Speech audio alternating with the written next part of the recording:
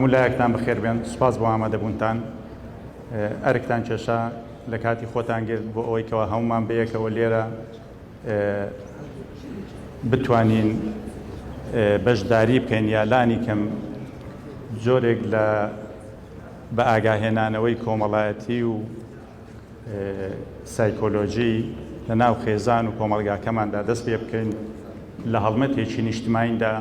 کە بە تەنها ئەرچی هێزە ئەمنیەکان نییە، بەڵکو ئەرچی کۆی ڕێگەزە جیاوازەکانی کۆمەلگەی ئێمە و ئەرچی کۆی پێکاتە و چین و توێژە کۆمەڵایەتەکانی کۆمەلگەی ئێمەیە بەشداری بکات لە هەڵمەتێکی وادا. ئەم دیدارەی ئەمڕۆمان لەژێر ناونیشانی پێکەوە ڕوبەڕووی مادە هۆشبەرەکان دەبینەوە، واتە هەڵمەتێکە، هەڵمەتێکی نیشتیمانی، هەڵمەتێکە پێویستی بە بەشداری و پێویستی بە هاوکاری و پێویستی بە دەستگیرۆیی تاک بە تاچی ئەم کۆمەلگایە هەیە، هەرێکە و بەپێی توانای خۆی و هەرێکی بەپێی بەشداری خۆی. دیدارەکەمان لە سێ بابەت پێکهاتووە. بابەتی یەکەمیان لەلایەن بەڕێز پرۆفیسۆری یاریدەر دکتۆر هێمن عەبدوڵڵا، پسپۆری ورد لە یاسای تاوانکاری، ماستەر لە تاوانی مادە هۆشبەرەکان لە یاسا نێوخۆیی و نێودەوڵەتیەکاندا، دکتۆراژ لە تاوانەکانی هەڵبژاردن. بابەتەکەی کاک دکتۆر هێمن لەژێر ناونیشانی کلێنە یاسایەکانی ڕوبەڕبوونەوەی تاوانەکانی مادەی هۆشبەر لە یاسا سزایەکانی عێراق و هەرێمی کوردستاندایە. هەر یەکێک لە پانێڵستە بەڕێزەکان 15 خولەک کاتیان لە بەردەمدا دەبێت بۆی بابەتەکانی خۆیان پێشکەش بکەن. دوای ئەوە دەرگای گفتوگۆ بۆ ئامادەبوانی بەڕێز دەکەینەوە، بەڵام ئومێد دەکەین گفتوگۆ لە چوارچێوەی بابەتەکەدا بێت. ئەگەر سەرنجێک هەبێ بۆ دەوڵەمەندکردن، ئەگەر پرسیارێک هەبێ دەتوان دواتر گفتوگۆی لەگەڵ بکەن. پانێڵستە بەڕێزەکانیش دوای ئەوەی کە تەواو دەبن لە کاتی خۆیان دەتوان ئەگەر خاڵێک یاخود بابەتێک بیریان چ بێت تەرکیزی بکەنە سەر، جەختی لێ بکەنەوە، دەتوان لە کاتی وەڵامدانەوەی پرسیارەکاندا باسی بکەنەوە. ئێستا داوا لە کاک دکتۆر هێمن دەکەم بابەت بۆ پێشکەشکردنی بابەتەکەی خۆی. فەرموو کاک دکتۆر. زۆر سوپاس، ئێوارەتان باش، هەموو بەخێر بێن. سوپاس بۆ ناوەندی شارپرێس بۆ ئەم دیدار و کۆبوونەوەیە. وەک کاک دکتۆر فەرمووی، بابەتەکەی من بریتیە لە خستنە ڕووی ئەو کلێنە یاسایانەی کە لە یاسای بەرەنگاربوونەوەی مادە هۆشبەرەکانی هەرێمی کوردستان و عێراق هەیە سەبارەت بە شەی مادەی هۆشبەر. بەڵام بەر لەوەی دەست بکەم بە ناوەڕۆکی بابەتەکەم، پێم خۆشە پێناسەیەکی زۆر سادە و ساکاری مادە هۆشبەرەکان بکەین کە مادەی هۆشبەر چییە. بێگومان پێناسە زۆرن لەم بارەیەوە و ڕاجیاوازیش زۆرن، بەڵام ئەتوانین بە شێوەیەکی زۆر کورت بڵین مادەی هۆشبەر بریتیە لەو کۆمەڵێک مادە کاکێ ئەم مادانە سەرچاوی ڕووەکی بن یاخود کارتێکەری عەقلی بن و کە لە بنەڕەتا بۆ چارەسەری پزیشکی دروستەکەن، خراپ بەکاربهێنرێن و هەندێک جار هەندێک دروستکراون مستەحضەرن کە لە کۆمەڵێک لە پێشینەی هۆشبەر یاخود لە پیانەوتەی پێشینە کیمیاییەکان کە بەکارهێنرێن لە مادەی هۆشبەرە. ئەم مادانە بە شێوەیەکی گشتی هاوپێچی ڕێکەوتنامە و پەیماننامە نێودەوڵەتیەکانن کە بۆ ڕوبەڕووبوونەوەی مادە هۆشبەرەکان بەسراون و هاوپێچی یاسا ناوخۆییەکانیشن کە بۆ ڕوبەڕووبوونەوەی مادە هۆشبەرەکان دەرکراون. و بە شێوەیەکی گشتی ئەم مادانە جۆرێک لە دوو جۆر کاریگەریان هەیە. کاریگەری یەکەمیان حاڵەتی ئالوودەبوون دروستەکە کە پێوتێ ئیدمان، و حاڵەتی لێڕاهاتن دروستەکە یاخود هۆگربوون دروستەکە کە دوو مەفهوم و دوو کۆنسێپتی جیاوازن لە ڕووی کاریگەریەوە و ئەبێتە هۆی جۆرێک لە ئالوودەبوونی جەستەیی یاخود ئالوودەبوونی دەرونی کەوا لە مرۆڤی بەکاربەرەکە کە کە هەڕەمی پێداویستیەکانی بشێوێنێ و بە شێوەیە کە مادەی هۆشبەر و دەستڕاگەیشتن بە مادەی هۆشبەر بچێتە لووتکەی هەڕەمی پێداویستیەکانیەوە و کۆی پێداویستەکانی تری ژیانی ببێ بە پلە 2 پلە 3 و پلە 4. ئەمە ژوای لێکا وردە ئەنسیحابی پێکا یاخود پاشەکشەی پێکا لەو ڕۆڵە کۆمەڵایەتیە، لەو ڕۆڵە ژیاری و ژیانەی کە پێویستە هەر مرۆڤێک بیجێڕێ. ئەمە بە شێوەیەکی ساد و ساکار پێناسی مادەی هۆشبەر بوو. وەک لە تەوەرەکە هاتووە ئایا یاساکانی عێراق و هەرێمی کوردستان کاڵا بەقەت باڵای کێشەکەن؟ ئایا ئێمە ئەم یاسانی کە هەمانن بەقەدەر هەڵکشانی کێشەکەەوە بەقەدەر مەترسی کێشەکە وردە؟ وەک هەمووتان نەزانن یعنی یەکێک لە وەزیفەکانی قانونەوەیە کە بەڕاستی یاسا ئەبێ کاڵا بە باڵای کۆمەلگا بێ، واتە نابێت نە زۆر پێش کۆمەلگا بکەوێ و نە زۆر لە دوا کۆمەلگاشەوە بێ، ئەبێ هاوشانی بڕوا بەڕاستی. لە هەندێ وێزگەیە ئەم یاسایە زۆر پێش کۆمەلگای کوردی کەوتووە و لە هەندێکیشا زۆر لە دواوەیەتی، یەک بە یەک ئێستا دێمە سەر ئەو بابەتانە. طبعاً ئەم یاسایە و هەموو یاسانەوەخۆیەکان ڕنگدانەوەی پابندی وڵاتانن سەبارەت بە ئەندامبوون لەو ڕێکەوتنامە نێودەوڵەتیانەی کە پەیوەستن بەم بابەتانەوە. طبعاً کۆمەڵێک ڕێکەوتنامەی نێودەوڵەتی زۆر و کۆمەڵێک ڕێکەوتنامەی هەرێمیش هەیە کە ئەبەسرێ لەم بوارە بۆ هاوکاری و هەماهەنگی دەوڵەتانی ناوچەیەکی دیاریکراو بۆ کۆنتڕۆڵکردنی بابەتەکە. بە شێوەیەکی گشتی سێ ڕێکەوتنامەی زۆر سەرێکی هەیە کە ڕێکەوتنامەی یەکگرتووی مادە هۆشبەرەکانی 1961 و پرۆتۆکۆلە ئەو پرۆتۆکۆلی کە بۆ هەموارکردنی لە 71 دانرا، دواتر ڕێکەوتنامەی کاتێکەرە عەقلیەکانی 72 و دواتریش ڕێکەوتنامەی پێشینە کیمیاییەکانی 88 بە دواشیا کۆمەڵێک ڕێکەوتنامەی تر هاتووە ڕەنگە لێرە شوێنی نەبێت. هەموو یاساکان لەژێر سێبەری ئەو ڕێکەوتنامانە ئەنووسێنەوە، بەڵام بێگومان یاسادانەری ناوخۆیی جۆرێک لە ئازادی هەیە بەوەی کە یاساکە کاڵا بە باڵای کۆمەلگاکەی خۆی دروست بکات. لە عێراق و هەرێمی کوردستان دوو یاسامان هەیە، خۆشبەختانە هەردوو یاساکە تا ڕادەیەک تازەن. یاساکەی عێراق ژمارە 50 2007ەیە، ئەوەی هەرێمی کوردستان ژمارەیەکی 2020. خۆشبەختانە لە هەردوو یاساکە بە ڕێژەیەکی باش ئەتوانم بڵێم تانوپۆی یاساکە بە جۆرێک لە جۆرەکان توانیوێتی تا ڕادەیەک میکانیزمیکی گونجاو بۆ ڕوبەڕووبوونەوەی مادەکە بۆ ڕوبەڕووبوونەوەی بەکارهێنانی مادە هۆشبەرەکان و کێشەکان لەخۆ بگرێ. بەڵام لە ڕووی پراکتیکەوە بەڕاستی ئێمە ئەتوانم بڵێم هیچمان نەکردووە سەبارەت بۆ ئەرکانی کە یاساکەی هەرێمی کوردستان و تەنانەت ئەوەی عێراقیشی خاتە ئەستۆی دەستگا پەیوەنددارەکان. طبعاً یاساکەی عێراق و یاساکەی هەرێمی کوردستان لە ناوەڕاکە زۆر لە یەکەچن، تەنها ئەوەیە یاساکەی هەرێمی کوردستان دوو مادە لە پێش یاساکەی عێراقەوەیە، ئەگینا لە ڕاستیە بەشێکی زۆری حکومەکانی هەمان حکومەکانی یاساکەی عێراقە. بۆیە من تەرکیزەکەمە سەر یاساکەی هەرێمی کوردستان و ئەوەی کە لە یاساکەی هەرێمی کوردستان ئێڵین تا ڕادەیەکی زۆر بۆ یاساکەی عێراقیش ڕاستە. یەکەم خەلەل بە تەسەووری من کە لە یاساکەی هەرێمی کوردستان هەیە ئەوەیە کە یاسادانەری عێراقی لەم یاسایە هاتووە پۆلێنی مادە هۆشبەرەکانی کردووە بە پێی نیەت، واتە بە پێی نیەتی ئەو کەسەی کە دەرگیر بووە لەگەڵ مادە هۆشبەرەکان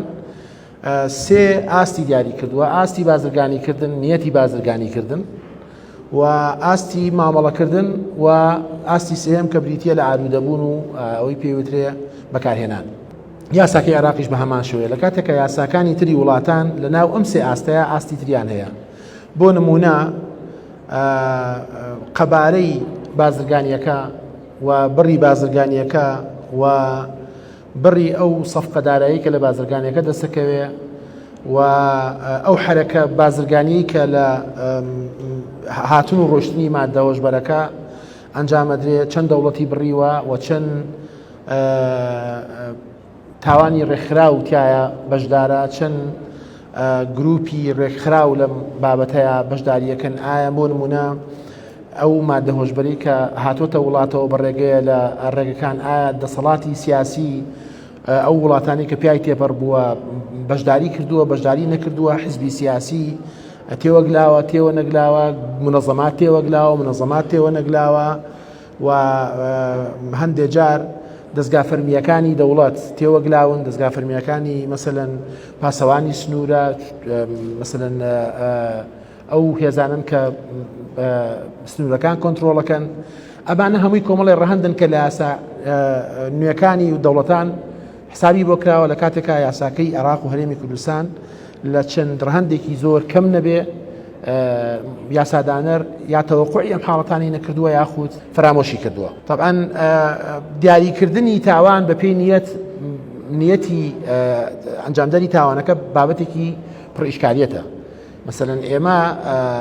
چۆن بزانین کەسەکە نیەتی بازرگانی هەیە ئەگەر ئەو پێدراوانی کە پێشتر باسم کرد حسابی بۆ نەکەین لە یاساکەیە بۆیە یاساکە جۆرە لە مەتاڵەتی تایە سەبارەت بەوەی کە چێ بازرگانە و چێ بەکارهێنە و چێ بەکاربەرە واتە چێ ئالوودە بووە ئەمە یەک دوو لە ڕووی سزاوە لە نێوان یاساکانی عێراق و لە نێوان یاساکانی هەرێمی کوردستان تەفاوتێکی زۆر هەیە یعنی گاپێکی زۆر گەورە هەیە کە پێویست ناکە لە دەوڵەتێکی فدرالی و هەرێمێ لە دەوڵەتێکی فدرالیە بەڕاستی ئەم جیاوازی گەورەیە هەبێ چونکە ئەم جیاوازیە گەورەیە دواتر واکە گروپەکانی مامەڵەکردن و بازرگانی بە مادە هۆشبەرەکان ئەگەر یاساکەی تۆ سزاکانی سووتر بێ مەدلولێکی هەیە لە علمی ئیجرامە مانای ئەوەیە کە تۆ گروپەکانی تاوانەکە ڕاکێشی بۆ هەرێمەکەی خۆت لە کاتێکا لە یاساکەی عێراق سزای لە سێدارەدان هەیە بۆ تاوانەکە و لە یاساکەی هەرێمی کوردستان سزای لە سێدارەدان هەڵگیراوە ئەم سیگناڵە تەشریعیە تەحویلە بێ بۆ ئەوەی کە گروپەکانی بازرگانیکردن و مامەڵەکردن بە مادە هۆشبەرەکان لەژێر دەسەڵاتی حکوومەتی عێراقا کەمتر هەست بە ئارامی بکەن وەک لە ژێر دەسەڵاتی حکوومەتی هەرێما بۆ لەبەرەوەی یاساکەی ئێمە سزای لە سێدارەدانی هەڵگرتووە من وەک سپۆڕێکی جینایی بەڕاستی لەگەڵ ئەم پۆپۆلیستیە تەشریعیە نیم یعنی ئێمە یاسا شعر نییە ئێمە یاسای جوان دەرکەین بەڕاستی یاسا ئەبێ کاڵا بەقەت باڵای کۆمەلگا بێ کۆمەلگایەک پڕێتی لە تونند و تیژی کۆمەلگایەک پڕێتی لە نائەدالەتی پڕێتی لە ستەم کۆمەلگایەک پڕێتی لە عنف نابێت تۆ لەم جۆرە کۆمەلگایە بێ یاسایی لە سێدارەدان هەڵگری لە ژێر کاریگەری کۆمەڵێک بابەتە کە ڕەنگە زۆر مۆزوعی نەبن زیاتر ڕووکاری بن هەڵبەت من لەوە تێگەم کە یاسای لە سێدارەدان ئەبعادەکانی چییە و تێگەم کە یاسای لە سێدارەدان تا ڕادێک ڕەنگە یاسایەکی تون بێ بەڵام بۆ هەموو تاوانێک ڕاست نییە یعنی بازرگانی مادەی هۆشبەر کە وڵاتێک لە ناوەبا کە بەڕاستی کۆمەلگایەک پەکەخا لە ڕووی کۆمەڵایەتیەوە لە ڕووی ژیاریەوە لە ڕووی خێزانیەوە لە ڕووی ئابوووریەوە بۆچی ئێمە بەرامبەر ئەم جۆرە لە تاوان متەسامح و ئەوەندە شاعری بین لە کاتێکا لە دەوڵەتە مەرکەزیەکە سزای لە سێدارەدان ماوە ئەمە یەک دوو تۆ کە سزای لە سێدارەدانیشت لابردووە بەندکردنی هەتا هەتایی داناوە بۆ بازرگانیکردن بە مادەی هۆشبەر بەندکردنی هەتا هەتایی یاخود بەندکردنێک کە لە پێنج بۆ بەندکردنی کاتی کە بەپێی قەواعیدی عامی قانونی عقوبات 5 بۆ 15 ساڵە لەگەڵ غەرامەیەک لە 30 ملیۆن دینار بۆ 90 ملیۆن دینار بازرگانی مادەی هۆشبەر 90 ملیۆن دینار چییە بووی 30 ملیۆن دینار چییە بووی بەڕێزان بۆیە یاساکە بە تێڕوانینی من سەرنجی بازرگانەکان ڕاکێشێ کە ئێرە بکەن نیشتیمانی خۆیان ئەمە یەک دوو ئەم یاسایە لە ڕووی فەنی تەشریعیەوە لە ڕووی هونەری تەشریعیەوە بەڕاستی یاسایەکی زۆر متەشعیبە یعنی یاسایەکی زۆر پەرتو بڵاوە کۆمەڵێک کردەوەی تاوانکاری ڕیس کردووە هاوردەکردن هەناردەکردن کڕین فرۆشتن لە دەستابوون یعنی 12 چالاکی تاوانکاری ڕیس کردووە یەک کسای بۆ داناوە شتێکمان هەیە لە قانونی عقوبات ئەمە زیاتر ڕەنگە پسپۆڕەکان زیاتر لەم بابەتە تێبگەن مبدأێکمان هەیە لە قانونی عقوبات کە پێی وتێ مبدأ الموازنة بين خطورة الجريمة وجسامة العقوبة واتە پرینسیپی هاوسەنگیکردن لە نێوان مەترسی تاوانکاری و بڕی سزا معقول نییە تۆ 15 کردەوەی تاوانکاری ڕیس کردووە یەک سزات بۆ داناوە لە کاتێک ئەم 15 کردەوە تاوانکاریە ئەکرێ 15 ئاستی مەترسیان هەبێت بۆیە بەداخەوە پەرلەمانی هەرێمی کوردستان و ئەمە و پەرلەمانی عێراقیش ڕاستە لە سەردەمی دوای پرۆسە یعنی بۆتە ناوەندێک کە تەنها وەڵامی ئیعلام و وەڵامی هەندێک شتی ڕووکەشیە داتەوە شتی قوڵ عملیەی تەشریعی قوڵ لە پەرلەمانی کوردستان نابینین هەموو ئەو یاسایانی کە لە پەرلەمانی کوردستان دەرکراوە بەڕێزان کە من ئەمە بە ئەسەفێکی زۆر قوڵەوەڵێم هەموو ئەو یاسایانی کە لە پەرلەمانی هەرێمی کوردستان دەرکراون یاساگەلێکن کە ئیشکالێتی زۆر قوڵیان هەیە یعنی خەڵکانی پسپۆڕەڵێن خۆزگە دەرنەچوایە سەبارەت بە ئالوودەبووان یاساکە هەندێک بابەتی زۆر معقول لە یاساکە هەیە ئەوەیش کە تەحولێکی لە یاساکە ئەویش ئەوەیە کە ئالوودەبووی وەکو تاوانبار حساب نەکردووە ئۆکەی ئەمە خطوەیەکی زۆر باشە بەڵام ئەو میکانیزمانەی کە پێویستە بۆ ئەوەی ئەم تەحولە بکەی بهێنیتە سەر ئەرزی واقع و تەرجەمەی کەیت نیمانە تا ئێستا لە هەرێمی کوردستان ئەو ناوەندی ڕاهێنان و چاکسازی کە ئەبوو بە پێی مادەی 27 و 28 و 29 و 30 ئەوانەی مادەکە دروست بێت تا ئێستا دروست نەبووە تاکو ئێستا گەورەترین کێشەی مووقوفیەتەکان ڕاگرتن ئەوانەی کە لە ئاسایشن لە پۆلیسن دەستگا بەڕێزەکان ئەزانن کە گەورەترین کێشە هەیە لە ڕاگرتنی ئەم کەسانی ئالوودەبوون دوای ئەوە ئەم کەسانە لەبەرەوەی ئەو ناوەندەمان نییە دادوەر ناچارە بیان خاتە زیندان دیسانەوە زیندانەکانی ئێمە بۆتە بازاڕێکی گرم بۆ بڵاوبوونەوە و بۆ بەکارهێنانی مادە هۆشبەرەکان نەبوونی تەصنیف لە ناو چاکسازیەکان بەداخەوە بەڕێزان من لە زۆر شوێن ئەمە وتووە ئێمە ئەوەندەی خەریکی کاکڵین ئەوەندە خەریکی توێکەڵ نین بەڕاستی یعنی ئێمە ناومان گۆڕیوە بە چاکسازی بەبێ ئەوەی ناوەڕە بگۆڕین ئێمە تەصنیفمان نییە لە چاکسازیەکان یعنی بەڕاستی یعنی کەسێک ئەچێتە ژوورەوە بە مادەی دوی مۆبایل باشە لەو سەرەوە بە بەکارهێنی مادەی هۆشبەرێتە دەرەوە یعنی ئێمە ساڵانە خوێندکارەکانە بین بۆ خانەکانی چاکسازی بەڕێزان ساڵی پار ئامارێکی نافەرمیم لە بەڕێوەبەری چاکسازی گەورانی سلێمانی وەرگرتووە ئەڵێ 1/6 بەندکراوەکانی ئێمە ئەوانن کە بە مادەی هۆشبەر حکوم درراوە 1/6 یعنی لە 6 کەس 10 کەسیان ئەمە لە کاتێکا ئێمە ئەزانین مادە هۆشبەرەکان ئەگەر یەک کەس بچێتە ناو پرۆسەی دادبینی و دادگاییکردنەوەی لە بەرامبەر ئەوەیە دەیان کەس و سەدان کەس لە دەرەوە هەیە کە دەستی دادپەروەری و دەستی دەستگاکانی ئاسایش و پۆلیس پێیان نەگەیشتووە ئەم هەلومەرجە ئەم بارودۆخە بەڕاستی ئەبێت جۆرێک لە ڕاشلەکین دروستکات تەبەن ئەمەی ئێستا ئێمە باسیەکەین من لە 2009 لە ماستەرنامەکەم ئەم خەمانی کە ئێستا باسیەکەین باسم کردووە ڕەنگە هەتا ئەمرین هەر باسیشی کرد ئەم